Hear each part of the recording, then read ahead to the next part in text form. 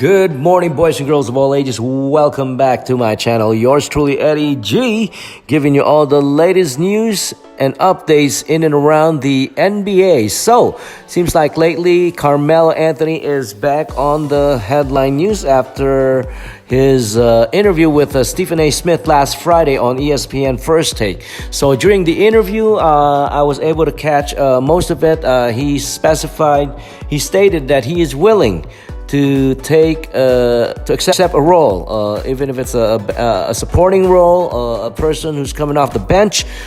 He truly believed that he can still play the game and he still belongs to the NBA. What do you guys think about that? So, after a much quicker end to his tenure with the Houston Rockets than was expected, Carmelo Anthony is still searching for a new home within the NBA.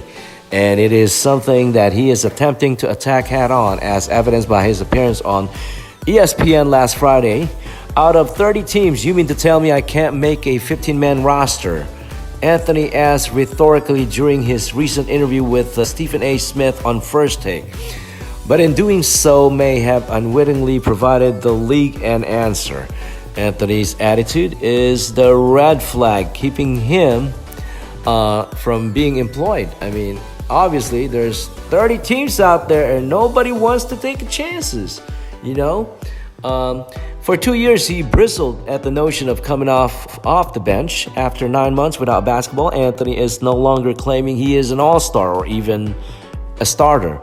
Only that in a league with 450 roster spots, he deserves a seat at the table.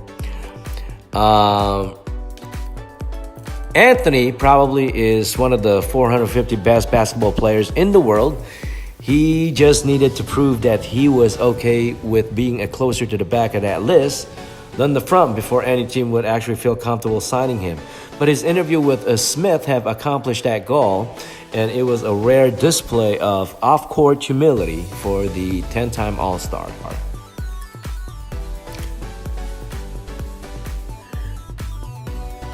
He has displayed plenty of it on the court in recent years. Olympic Melo finally hit the NBA stage 2 years ago, as a 40.6% of his shot attempts with the Oklahoma City Thunder came from behind the three-point line in Houston.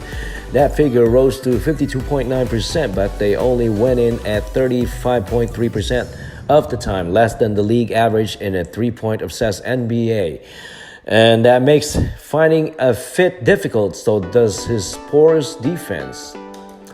But for all of his other faults, Anthony can create his own shot. In a small sample last season, he scored 0.9 points per isolation attempt. Per NBA.com, he landed at a nearly identical 0.89% with the Thunder.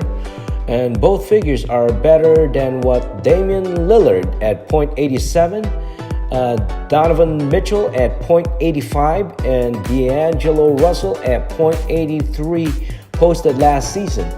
Ironically, Anthony may need to be more selfish to succeed in the NBA now. He just needs to be willing to do it in a fewer minutes. Well, not every team in the NBA needs that sort of player like Carmelo, right? But there is a reason. Sportsline has set an 8-1 odds that Anthony won't sign anywhere this season. That a forward who can generate his own offense and create mismatches should have a place on certain bench units, I believe. If the right team surrounds Anthony with shooting and defense, he can still wreak havoc against backups for 15 minutes or so per night. So let's go through all 30 teams in the NBA and see which ones could actually use a player like Anthony.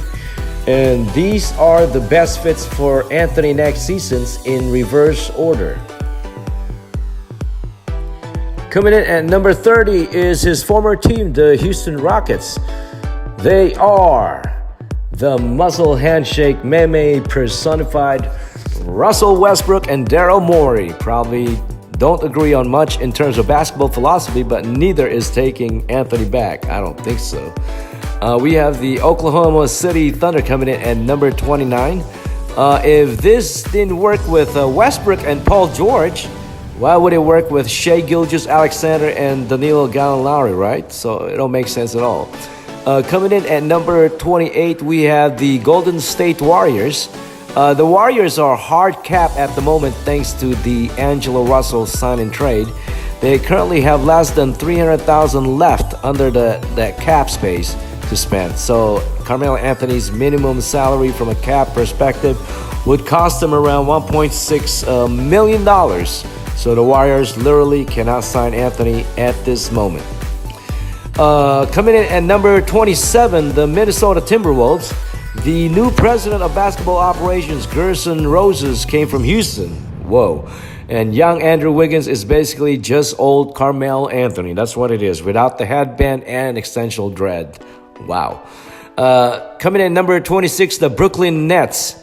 If you don't want me at my Devin Harris and Chris Humphries, you don't deserve me at my Kyrie Irving and Kevin Durant.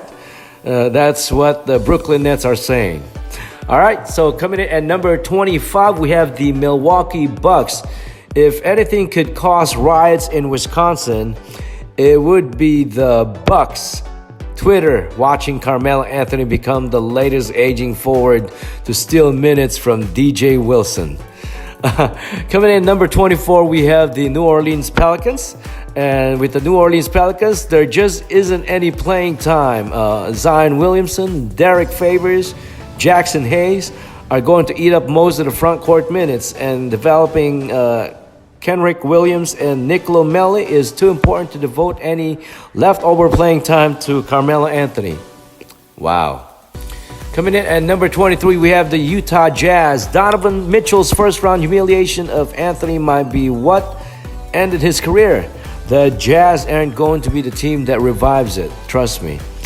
Coming in at number 22, the Chicago Bulls. If any team could talk itself into Anthony's brand of basketball, it would be one that just paid Jabari Parker $20 million. But the Bulls already have Lauri Markkanen and Otto Porter and Thaddeus Young at forward, so there's no more room for Anthony. Coming in at 21, we have the Atlanta Hawks. The Bulls used to play Jabari Parker, and the Hawks currently pay him. Sportsline currently has the Hawks at 12-1 odds to land Anthony, but Parker's signing likely eliminated that possibility. They're just too similar. Coming in at the 20th spot, Denver Nuggets. The Denver Nuggets already have a high-risk, high-reward, offensive-minded forward. His name is Michael Porter Jr., and Denver isn't giving away his minutes. That's for sure. Coming in number 19, we have the Cleveland Cavaliers. Cleveland has drafted 4 all-offense guards in the past 2 years and already has Kevin Love. If you stick Anthony on this defense, and Wilt Chamberlain's 100-point record would be in danger every single night.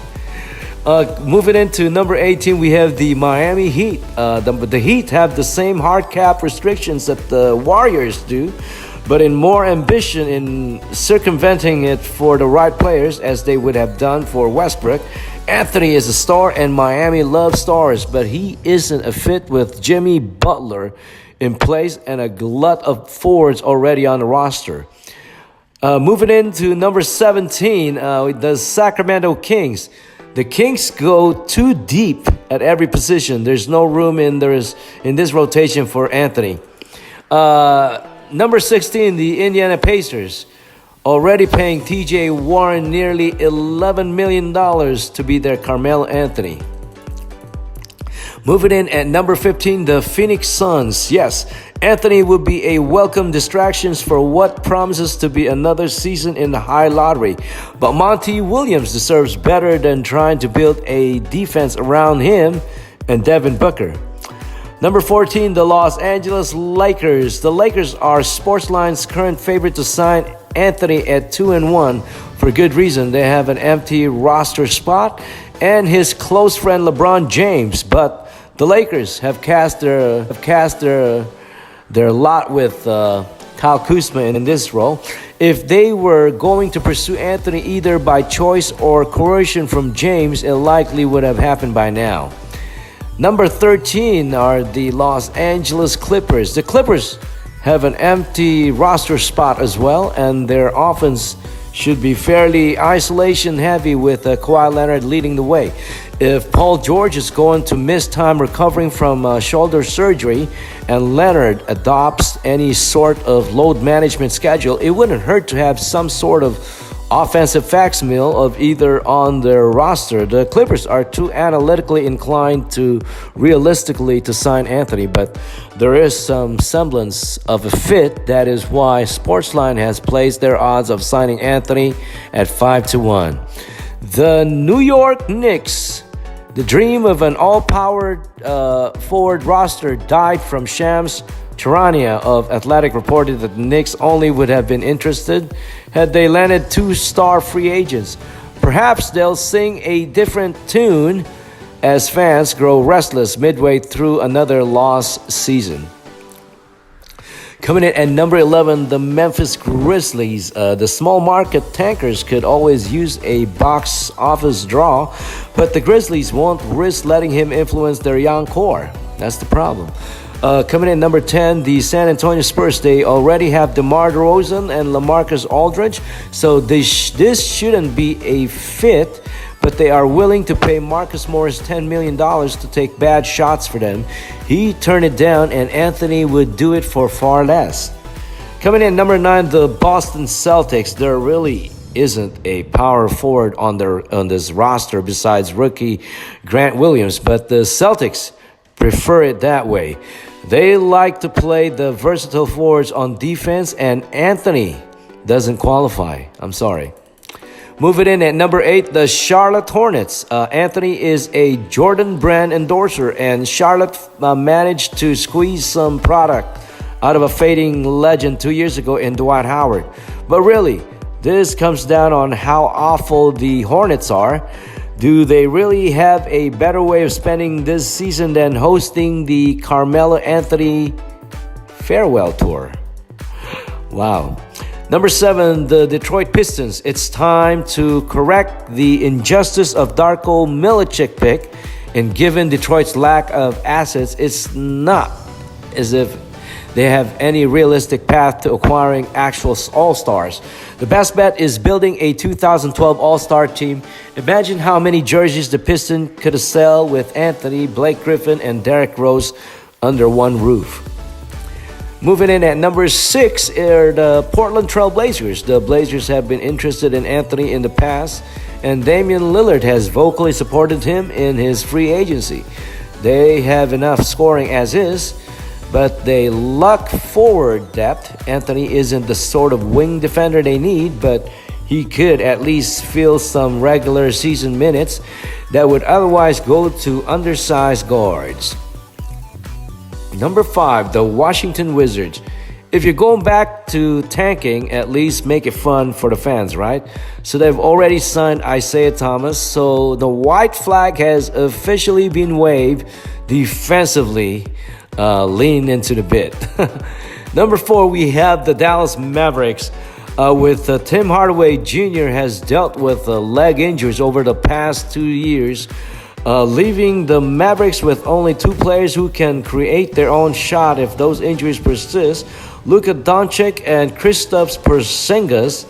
The latter began his career with Anthony in New York, and the two seemingly had a strong relationship. They aren't going to play good defense anyway, but with Anthony, their offense would at least gain some upsides. Coming in number 3, the Philadelphia 76ers. Anthony struggles on defense. The Philadelphia 76ers have perhaps the best defense in the NBA. Anthony is a statistically excellent clutch scorer.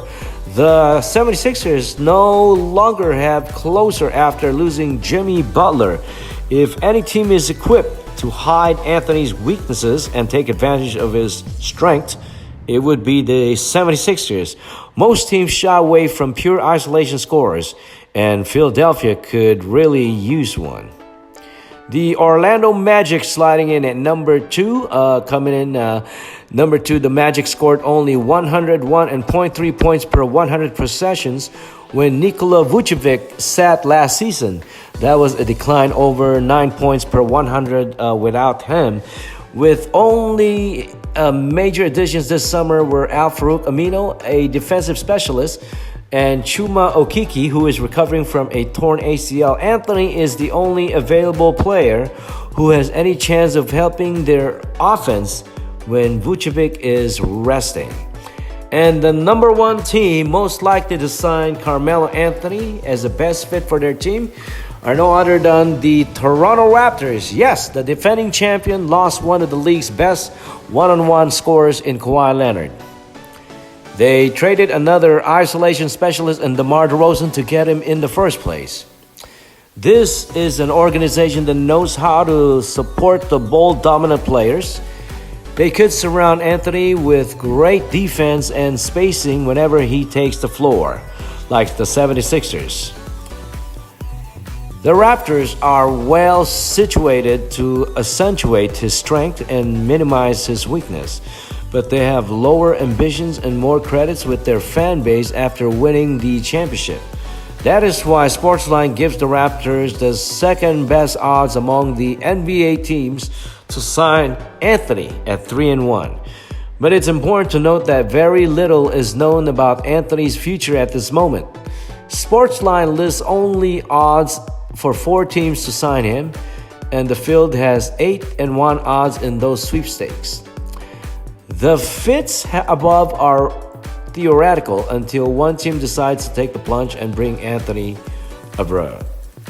Thank you so much for tuning in. Yours truly, Eddie Jeezy. So go ahead and place your comments. What do you guys think? Should we sign Anthony? Do you think Anthony deserves a farewell tour? Or maybe not even a farewell tour, just a chance to prove himself once and for all as a bench player. Do you think it's a real bargain for the Lakers to pick him up? Go ahead and place your comments. Yours truly, Eddie G. Peace, and we are out. Thank you. God bless.